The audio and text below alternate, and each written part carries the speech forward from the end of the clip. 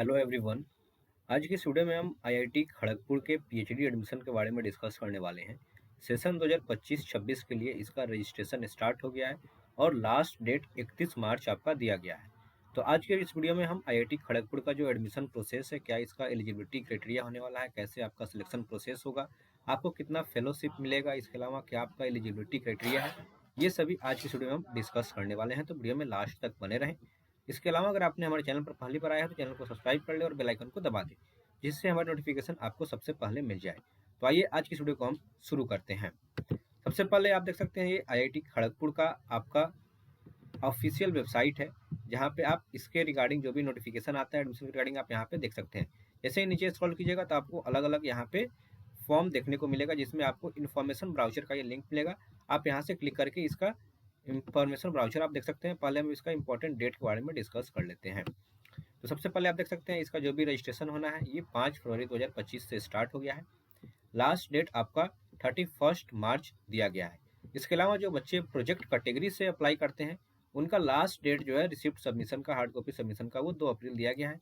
और आपका जो भी रिटन टेस्ट और इंटरव्यू है वो 12 मई से लेकर 20 मई तक कंप्लीट किया जाएगा। और आपका जो डेट ऑफ एडमिशन है वो 27 जून रखा गया है। इसके अलावा आपका रजिस्ट्रेशन फ़ी के बारे में बात करें तो जो भी बच्चे अनरिजर्व, ओबीसी, ईडब्ल्यूएस कैटेगरी से बिलोंग करते हैं तो या फिर ट्रांसजेंडर कैटेगरी से बिलोंग करते हैं तो उनको 1000 रुपीज़ का फ़ी देना होगा। वहीं जो बच्चे एससी, एसटी, पीडब्ल्यूडी वगैरह वुमेन कैंडिडेट हैं उनको 500 फ़ी देना होगा। तो ये आपका रजिस्ट्रेशन फ़ी और रजिस्ट्रेशन डेट के बारे में डिस्कस कर लिया मैंने। अब हम इसका इंपॉर्टेंट एलिजिबिलिटी क्राइटेरिया क्या है, सिलेक्शन प्रोसेस कैसे होगा, इसके बारे में डिस्कस कर लेते हैं। इसके लिए हमने यहाँ पे इन्फॉर्मेशन ब्राउचर को खोलना है। जैसे ही आप इन्फॉर्मेशन ब्राउचर खोलिएगा तो इसमें आपको सारा डिटेल्स देखने को मिल जाएगा। इसमें हम इंपॉर्टेंट जो जो आपके लिए है उसके बारे में मैं डिस्कस करूंगा। ये मैंने डिस्कस कर लिया आपका इंपॉर्टेंट डेट्स क्या होने वाला है। इसके अलावा ये आपका स्टेप दिया गया है कैसे कैसे आपको फॉर्म फिल करना है, तो आप इसमें देख सकते हैं। इसमें हम आपका देख सकते हैं एलिजिबिलिटी क्राइटेरिया क्या है, इसके बारे में हम डिस्कस करेंगे। तो जो भी बच्चे यहाँ पे फॉर्म फिल करेंगे उनका ये एक बेसिक एलिजिबिलिटी क्राइटेरिया दिया गया है। इसके अलावा आपको डिपार्टमेंट वाइज भी एलिजिबिलिटी क्राइटेरिया दिया गया है, उसको मैं आगे डिस्कस करूंगा। पहले मैं इसको डिस्कस कर लेता हूँ। यहाँ पे क्लियरली मेंशन किया गया है कि all candidate seeking admission to PhD programme under the category mention below shall have to possess requisite marks grade in the qualifying degree as shown below. यानी कि बच्चों को कम से कम 60% मार्क्स या फिर 6.5 CGPA out of 10 point scale जो है ये उनके पास होना चाहिए, जो बच्चे इंजीनियरिंग, साइंस या कॉमर्स, मैनेजमेंट या लॉ में डिग्री किया है। इसके अलावा जो बच्चे social science, humanities, MBBS degree या फिर इसके इक्विवेलेंट कोई डिग्री किया है तो उनको 55% मार्क्स या फिर 6 सीजीपीए उनके पास होना चाहिए। इसमें एक इम्पॉर्टेंट अपडेट ये भी दिया गया है कि जो बच्चे अभी फाइनल ईयर में है, यानी कि candidate appearing in the final year of qualifying degree programme whose final result is awaited is required to enter CGPA marks of all the preceding semester. यानी कि जो बच्चे फाइनल सेमेस्टर को छोड़ के बाकी जितने भी सेमेस्टर हो चुके हैं, जैसे जो बच्चे बीटेक किए हैं जिनका 8 सेमेस्टर है तो उनको पूरे 7 सेमेस्टर का मार्क्स डालना है। और जो बच्चे एमएससी, एमटेक किए हैं जिनका डिग्री 2 साल का है तो उनको 3 सेमेस्टर का मार्क्स इसमें डालना होगा। और जो ये एलिजिबिलिटी को नहीं मेंशन करेगा उनका एप्लीकेशन को रिजेक्ट कर दिया जाएगा। इसके अलावा जो भी बच्चे का सीजीपीए है उनको परसेंटेज में मार्क्स कन्वर्ट किया जाएगा। इसके अलावा इसमें एक इम्पॉर्टेंट ये भी है कि जो बच्चे कैटेगरी से अप्लाई करना चाहते हैं उनको अपना फाइनेंशियल ईयर 2024-25 का एक आपका जो भी कैटेगरी सर्टिफिकेट है उनके पास वो होना चाहिए। अगर ये कैटेगरी सर्टिफिकेट नहीं है तो उनका भी एडमिशन जो है वो कैंसिल किया जा सकता है।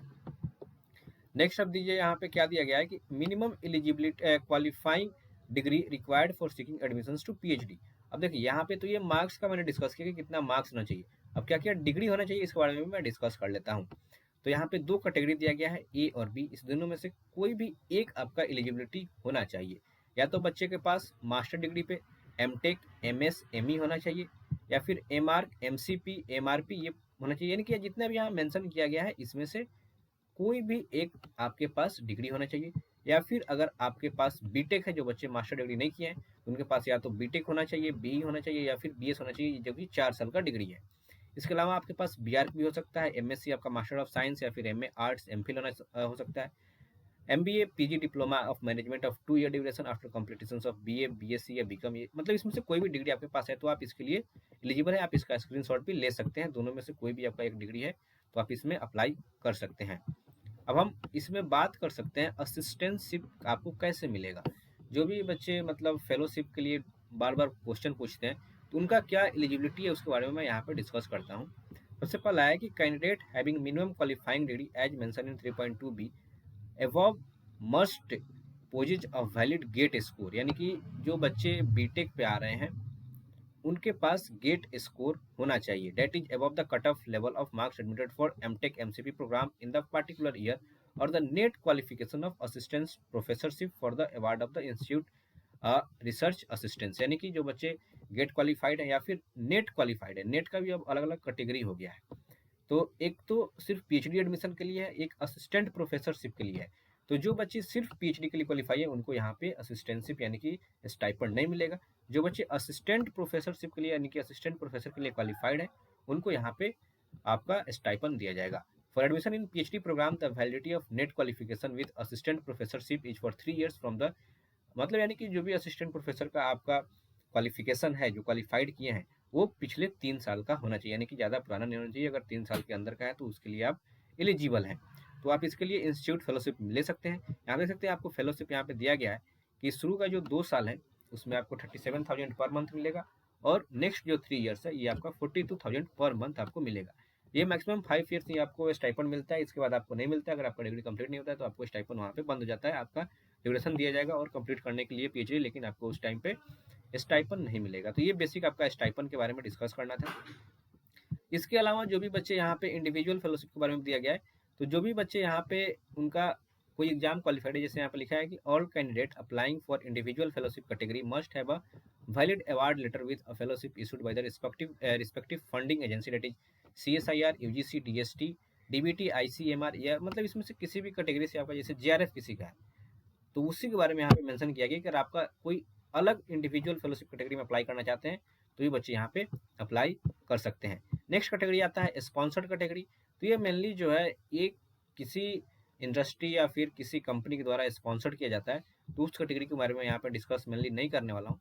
जनरली जो एडमिशन होता है उसके बारे में डिस्कस करेंगे। एक और कैटेगरी आता है पीएचडी थ्रू प्रोजेक्ट। ये भी होता है कि person who possesses a minimum prescribed qualifications as mentioned in 3.2a or 3.2b and are working in the sponsored project of the institute under the auspices of SRIC institute shall be eligible to admission to PhD program under project category। यानी कि ये एक थोड़ा अलग category बनता है project category, इसमें भी आपका एडमिशन लिया जा सकता है। तो ये एक नॉर्मल स्टूडेंट जो बीटेक एमटेक किए हैं, कहीं जॉब नहीं कर रहे हैं, कहीं पे उनका प्रोजेक्ट के अंदर काम नहीं कर रहे हैं, तो उनके लिए ये नहीं होता, ये अलग कैटेगरी बनाया जाता है।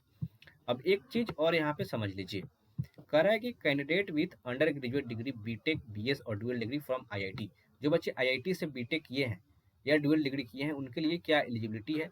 ये चीज़ दिया है कि द बीटेक बीएस डिग्री और dual degree holder having final CGPA greater than 8 CGPA from IITs will be given direct admission to PhD programme. उनको डायरेक्ट एडमिशन दिया जाएगा विथ इंस्टीट्यूट फेलोशिप। उनको इंस्टीट्यूट असिस्टेंटशिप यानी कि जो 37,000 और 42,000 रुपीज़ मिलना था उनको भी ये मतलब बिना नेट गेट के बेसिस पे ही आपको ये प्रोवाइड किया जाएगा अगर वो बच्चे आईआईटी से बीटेक आपका किए हैं तो। इसके अलावा जो बच्चे वर्किंग प्रोफेशनल्स हैं, पीएचडी प्रोग्राम पर working professional with minimum residential requirement, यानी कि वर्किंग प्रोफेशनल्स के लिए भी यहाँ पे पीएचडी का एडमिशन ओपन किया गया है। तो जो भी बच्चे यहाँ पे कहीं पे काम कर रहे हैं उनके लिए भी ये कैटेगरी बनाया गया है, वो भी यहाँ पे फिल कर सकते हैं फॉर्म। उनका मैं यहाँ पे नहीं डिस्कस करूँगा, आप यहाँ पे इसका स्क्रीनशॉट ले सकते हैं। नेक्स्ट इसमें मेन मैं क्या डिस्कस करने वाला हूँ उसके बारे में डिस्कस करूँगा। ये सिलेक्शंस एंड एडमिशन, आपका एडमिशन कैसे होगा, क्या आपका क्राइटेरिया होगा, इसके बारे में डिस्कस करेंगे। तो यहाँ पे लिखा है कि the admission of candidate to the PhD is recommended by the departmental academic committee postgraduate and research abbreviated as DAC PG and R of the department centre and the concern on the basis of, यानी कि जो भी आपका admission होगा वो 3 criteria यहाँ पे दिया गया है, overall academic performance, written test and personal interview. आप इस चीज़ को समझ लीजिए, ये जो भी रिटेन टेस्ट और पर्सनल इंटरव्यू है ये आपका ऑफलाइन मोड में होगा, यानी कि आपको ये आईआईटी के अंदर जाना होगा, आईआईटी खड़गपुर के अंदर जाके आपको इसका एग्जाम देना होगा। इसके अलावा जो भी बच्चे यहाँ पे the final shortlisting criteria for the written test में वेरी फ्रॉम एकेडमिक यूनिट, मतलब ये अलग अलग आपका डिपार्टमेंट जो है वो अलग अलग क्राइटेरिया फिक्स करेगा आपका रिटेन टेस्ट के लिए। शॉर्ट लिस्टिंग का अलग अलग ये डिपार्टमेंट पे डिपेंड करता है, तो अलग अलग डिपार्टमेंट का अलग अलग क्राइटेरिया हो सकता है। तो मेनली ये था आपका एडमिशन प्रोसेस कि आपका यहाँ पे ओवरऑल एकेडमिक परफॉर्मेंस देखा जाएगा, रिटन टेस्ट होगा और पर्सनल इंटरव्यू होगा। ये 3 स्टेप आपका एडमिशन प्रोसेस यहाँ पे दिया गया है। इसके अलावा आपका यहाँ पे देख सकते हैं ये फ़ी के बारे में दिया गया है। तो सेमेस्टर फ़ी जो भी है मैं आगे डिस्कस कर लेता हूँ। नीचे यहाँ पे सेमेस्टर फ़ी क्या दिया गया है, मेनली सेमेस्टर फ़ी क्या है इसके बारे में समझ लेते हैं। एक चीज़ और भी यहाँ पे दिया गया था, guidelines for PhD programme for ये वर्किंग प्रोफेशनल है, तो मैं यहाँ पे नहीं डिस्कस करने वाला हूँ। मैं फ़ी के बारे में डिस्कस करूँगा कैसे आपको यहाँ पे फ़ी पेमेंट करना होगा। तो आप यहाँ पे देख सकते हैं the tuition fee for this programme will be 25,000, यानी कि पर सेमेस्टर आपको 25,000 रुपया देना होगा सेमेस्टर फ़ी।